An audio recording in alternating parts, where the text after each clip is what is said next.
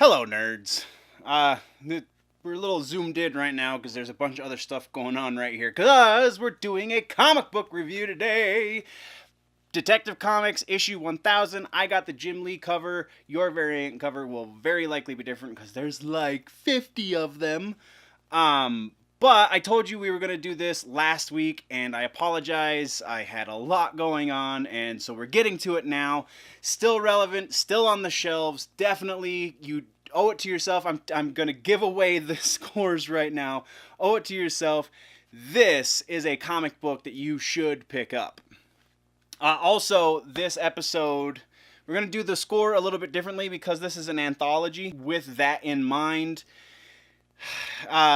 it's not going to get a proper score. We'll talk about anthology. We'll talk about the technicality, all of that stuff. But we're not going to give it the regular out of 100 for each different thing because then we'd have to do it for each individual story in the anthology, and that doesn't sound like fun at all for me. So we're just going to give it a general score overall, and I'm rambling, so let's hit the intro.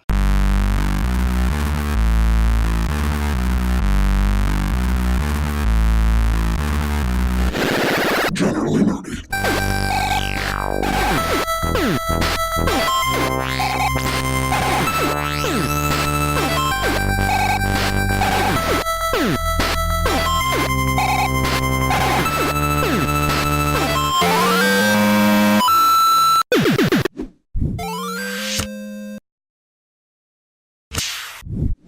All right. So again, Detective Comics issue 1000.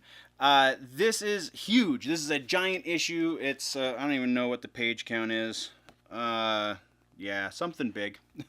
Like 100 or something. I don't think it tells me in here. But it's an anthology book. So we're going to talk about each story individually. Some of the stories in here are fantastic. Some of them are a little not really. I don't know what was going on, why they chose that.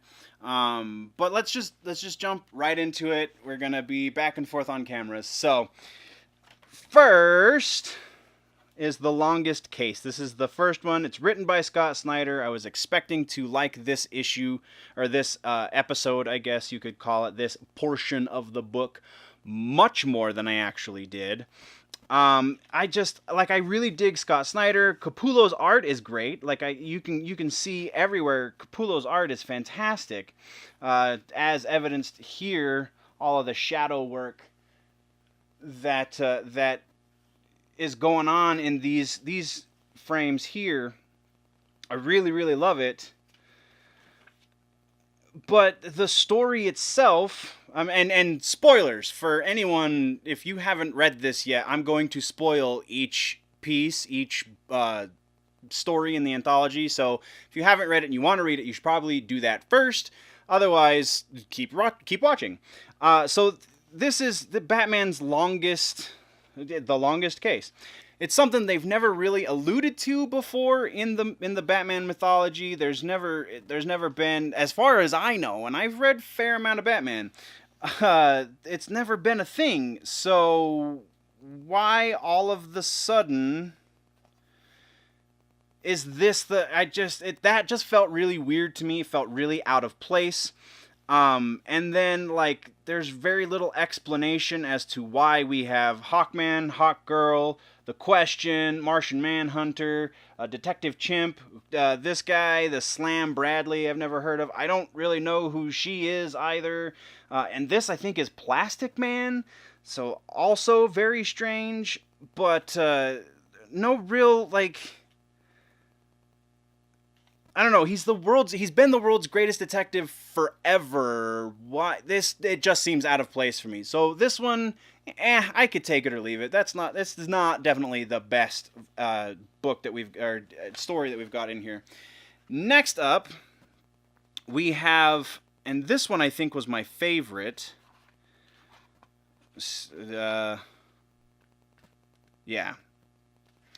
So This one's kind of a love letter to Batman's Rogues Gallery, because it's basically what we're going through. We're talking about what it is it's Matches Malone, who is Batman, duh.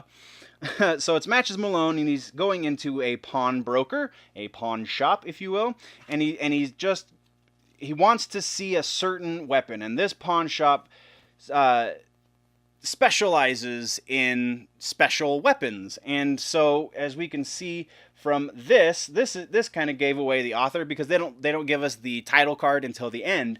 So this panel gave away the author for me. I knew Kevin Smith was writing a book for this. And this one obviously is Kevin Smith because not anyone else used onomatopoeia. So I really dig the art. Like your boy Zach in Comics Matter was not a fan of the art, but Jim Lee, I just can't not like Jim Lee's stuff. Like, I feel like this is super solid.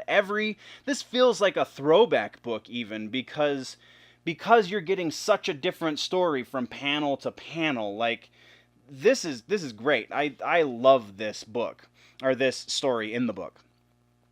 So this, again, he's looking for a specific gun. He's looking for a weapon that was used in a specific crime. What he's looking for is the gun that killed the Waynes. He gets the gun, he melts it down, and makes it into the bulletproofing, again, which is evidenced in this panel. You're showing your whole hand in one panel, Kev. Evidence in this panel, it's the bulletproofing that goes behind the bat symbol. Again, right here. So the bat symbol's getting crushed in every one of these panels. Bat symbol's getting frozen. Bat symbol here is getting stabbed. So you're showing your hand, Kevo. But it's still, I think this is still my favorite book, or favorite story in the book. And then, again, we've already looked at the last page. So, next up is another one that was was a lot of fun, actually. So it's the legend of Newt Brody, and is going through all these hijinks with each of these villains, and he was the downfall because of his clumsiness, because of his stupidity with each villain, and it's really hilariously done. The writing is solid. The art is a little goofy, and let's just go to this panel here. This panel right here, he's missing his chin. Like, what the hell happened here? This art is not the best in the book. This art is not very good, as a matter of fact. Stylistically, I can't even remember who did the art. Where's the title page? The art is Dustin Nguyen. I'm usually not down on Nguyen stuff, but Nguyen did the pencils, Derek Friedolfs did the inks, John Callies, I think is how you say that, did the colors, and Steve Wands did lettering. Lettering is fine. There's none of the traditional missing accents where they put the accents in the wrong words. So that's, super solid, but I just did not get into this art. And it's really evidenced the most by this one. Like, this jawline does not belong with the rest of this head. It's just wrong.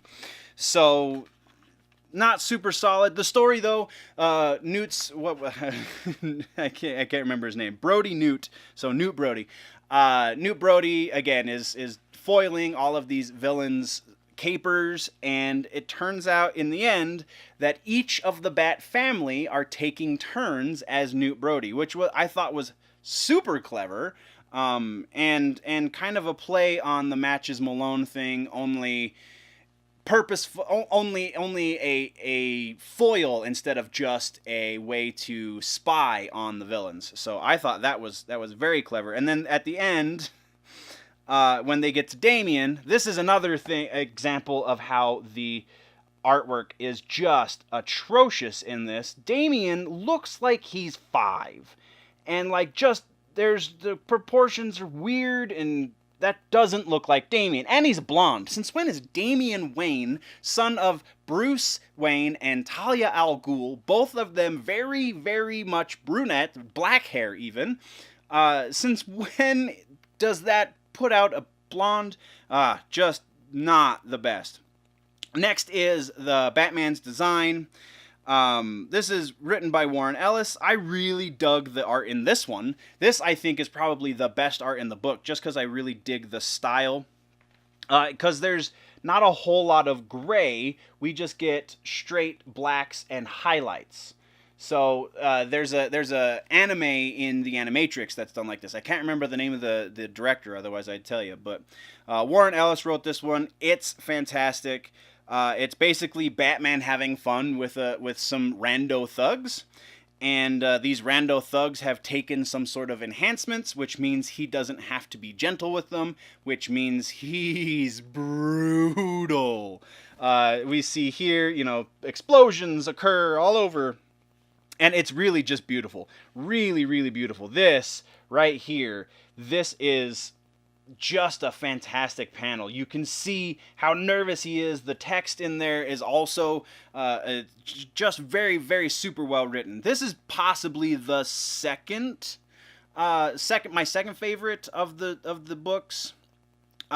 Small issues though, like with Batman's face again, we have this jawline does not belong with this head again, but it's less of a pain in the butt as it was in the previous book. And then we have Return to Crime Alley, written by Denny O'Neil. Artist is Steve Epting. Colors Elizabeth Breitweiser. And letters by Andworld Design. So, Leslie Tompkins does not look like this. I really dug this. This is one of the lesser books, but it's still pretty solid. That is not Leslie Tompkins anymore. Like, she hasn't, though, since before the New 52 even, I think, she hasn't looked like this. So why all of a sudden is she this 1970s granny again? Who freaking knows? But again, we get a lot of this no midtones, just a lot of highlights and blacks. And that's just a style I can really get into.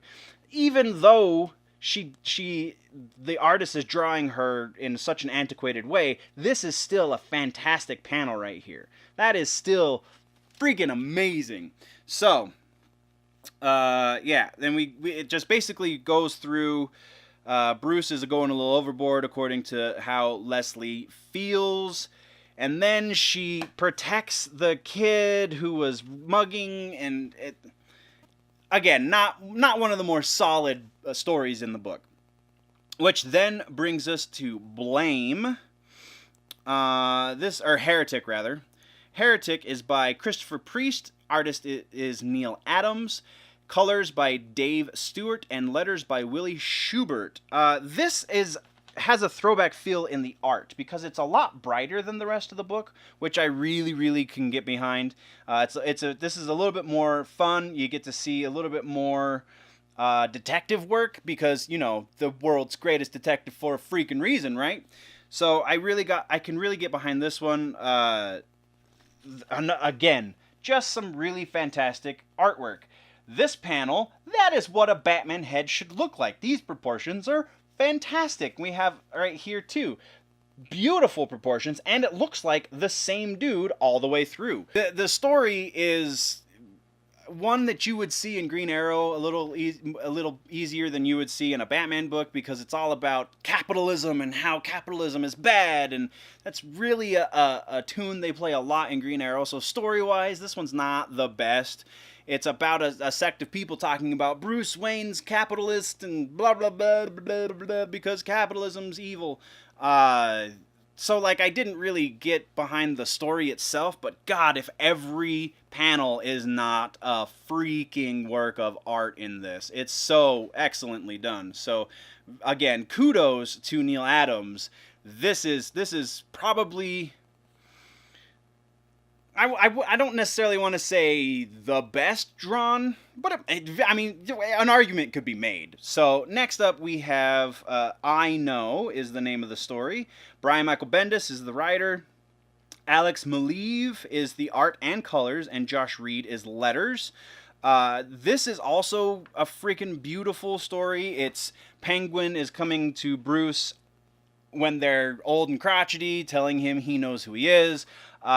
Going through just their history together and This is why I read freaking Batman books, because you get amazing dark artwork like this. I cannot get enough of this darkness. Again, those bright ones like the previous story are very excellently done, but I mean, even just this, like, you don't even need to read the text to know what's going on in these panels. It's brilliant. It's brilliant. It's brilliant. But again, this is the Penguin telling Bruce he knows who he is, and then Bruce getting whatever security to take him away. Like, they're kind of implying that they're in the same, like, old folks' home kind of thing. Which is weird, but whatever. And then we have The Last Crime in Gotham, written by Jeff Johns. Artist is Kelly Jones. Colors by Michelle Madsen, and lettering by Rod Lee. This is another bright one. Batman in this, I'm going to show you this. Batman in this looks a little too Frank Miller-y, just a little too square and old. Might be on purpose, I don't know. But this is one showing off the Bat family, and it's Son of the Joker story, which is an interesting one. I really dig Son of the Joker. We get some fantastic panels in here. Generally speaking, though, this is more middle of the road when compared to the rest of it. Though middle of the road for Batman is better than most. So next is The Precedent. James Tinian IV is the writer. Alvaro Martinez Bueno is pencils. Raul Fernandez is the inks. Brad Anderson is colors. And Sal Cipriano is lettering. Another bright one.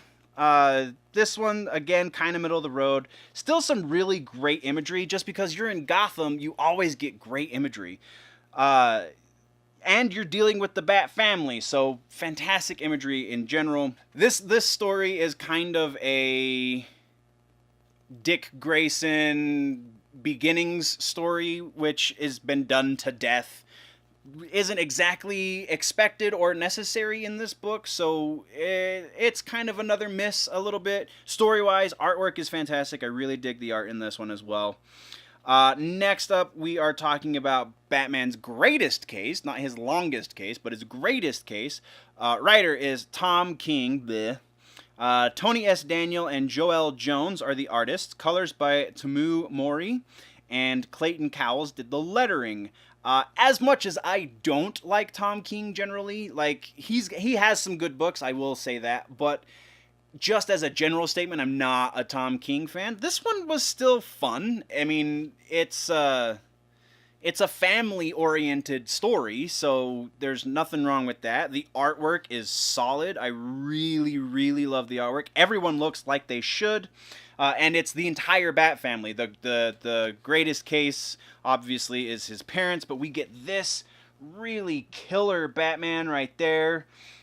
We get just, like, the brooding. Again, you can see this, or you can just watch this. All of this extra text that King put in here is absolutely unnecessary. You could just look at this and know exactly what's going on. But then we get this. I really dig this. I want to find a friggin' non-creased version of this image and use this as my wallpaper, because that is beautiful. I love this. Again, everyone looks exactly like they should. Down to, where is he? Where's Damian? Damian, right here. Down to Damian. Just fantastic. Just amazing. Alfred's even in it. And this is just him getting everyone together on the anniversary of his parents' death to celebrate his family. Even his once fiancée, Catwoman, is in the story. So, yeah, really, really dug that one. Next is, oh no, then that's the last regular story, I think, because I think the rest of these.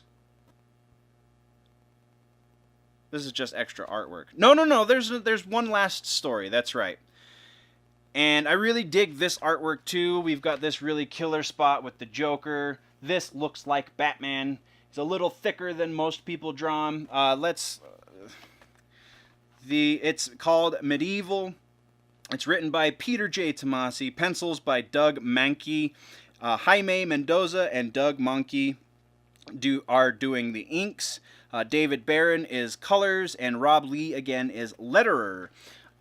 This is the final story of the book, and this is the one, if you'll remember when we talked about this initially, I said this is where they introduce the Arkham Knight, and I said I feel like the Arkham Knight is going to be Azrael.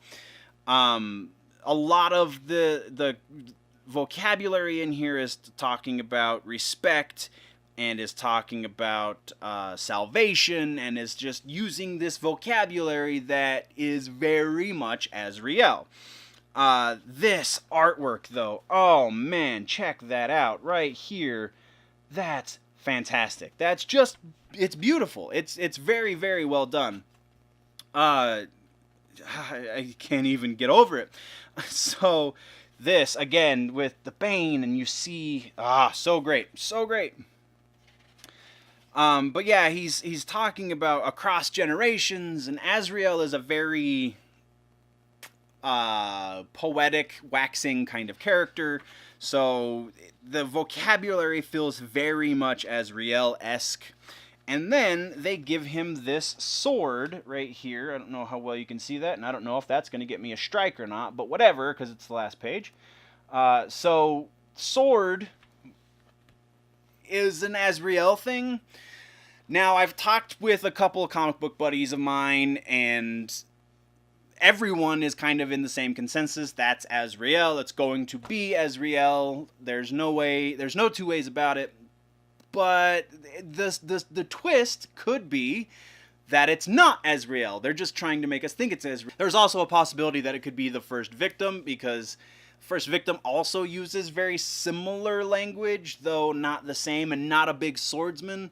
So the only reason that I'm thinking that it is going to be an established character is because they keep saying it's going to be a big, it is a big mystery. Who is the Arkham Knight? So if it's a mystery, that means we have to figure it out. And in order for us to figure it out, it has to be somebody we already know.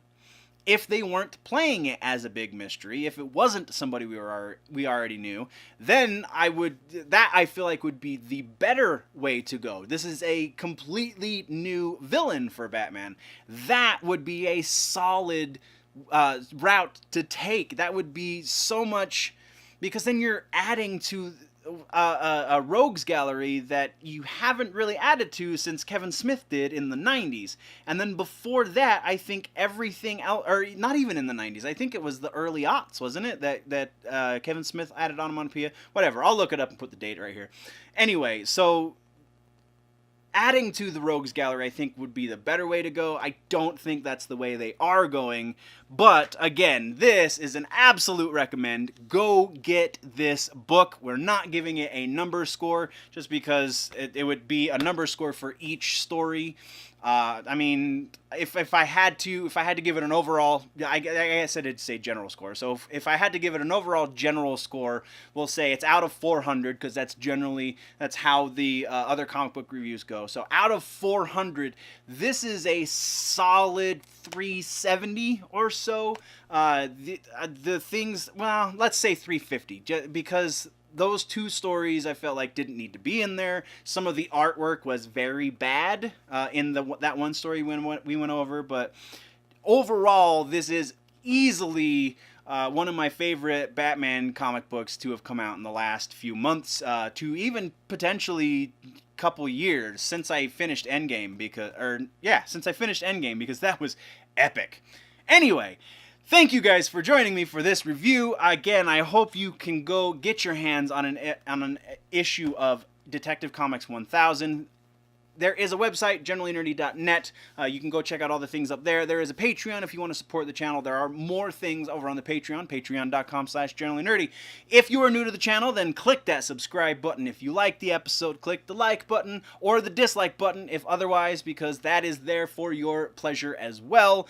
Click me thumbs down and tell me what's wrong down in the comments. If you want to see the other things that are going on the channel, there is all those buttons right there to the left of my face that you can go do that. But before we do that and click the buttons and all this stuff, guys, always remember that if it's generally nerdy, it's probably here.